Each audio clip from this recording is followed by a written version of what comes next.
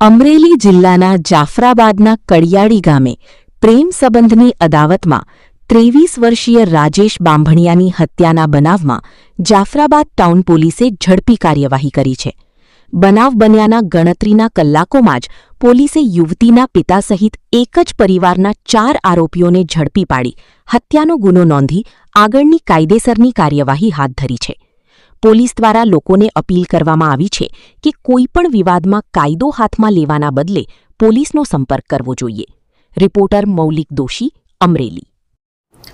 ગઈકાલે રાત્રે જે જાફરાબાદ ટાઉનની અંદર એક હત્યાનો ગુનો જે રજીસ્ટર કરવામાં આવેલ છે, એ ગુનાની હકીકત કંઈક એવી છે કે આ ગુનાના કામના જે મરણ જનાર છે, જેનું નામ છે રાજેશભાઈ, આ ગુનાના કામના જે આરોપી છે, જે એક દીકરી છે, તેની સામે જોતો અને આજથી કંઈક આશરે 2 મહિના પહેલા આ જે પરિવાર જે છે, આ કામના જે તમામ આરોપીઓ એ ડુંડાસ ગામે કંઈક દર્શને ગયેલા, ત્યારે પણ આ કામના જે મરણ જનાર જે છે એ ત્યાં એની પાછળ ગયેલો અને દીકરીના પિતાને શંકા જતા એણે ત્યાં પણ તેને ધાક ધમકી આપેલી. પરંતુ આ કામના જે મરણ જનાર છે અને આરોપીઓ છે એ એક જ ગામના અને એક જ સમાજના હોવાથી તે વખતે ઈચ્છાથી ઘર મેળે એમને સમાધાન થઈ ગયેલું. પરંતુ ગઈકાલે સાંજે આ જે ગુનાના કામના જે આરોપી છે એમણે આ જે મરણ જનાર રાજેશભાઈ છે તેને ફોન કરી અને એમ કહેલ કે તું હવે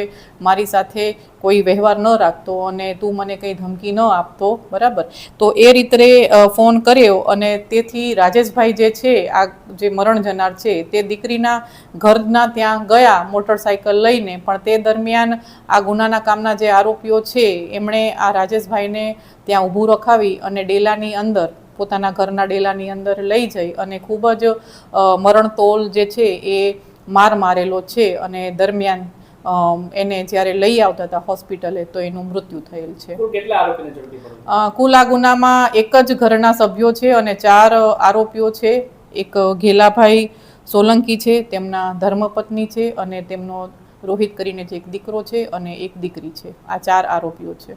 એક પોલીસ તરીકે તમામ જે જનતા છે તેને એક નમ્ર અપીલ છે કે જ્યારે પણ આપને એવું લાગે કે આપના ઘરના જે દીકરા દીકરી છે તેને કોઈ પ્રેમ સંબંધ છે અને જે કોઈ બળજબરીથી ફોર્સફુલ છે અને નાની મોટી કોઈ તકરાર થતી હોય તો ઘર મેળે સમાધાન થઈ જતું હોય, પણ તેમ છતાં ઘણી વખત એવું બને કે શંકા કુશંકા રહેતી હોય છે, મનદુખ રહેતું હોય છે. તો આપ સૌને એક એવી અપીલ છે કે આપ પોલીસની મદદ લો, જેથી કરીને એક કાયદાકીય સમાધાન કરાવી શકાય અને આ રીતનો જે ગંભીર ગુનો છે એ બનતા અટકાવી શકાય, જેની અંદર એક જ ઘરના સભ્યો આજે આરોપી બનેલ છે.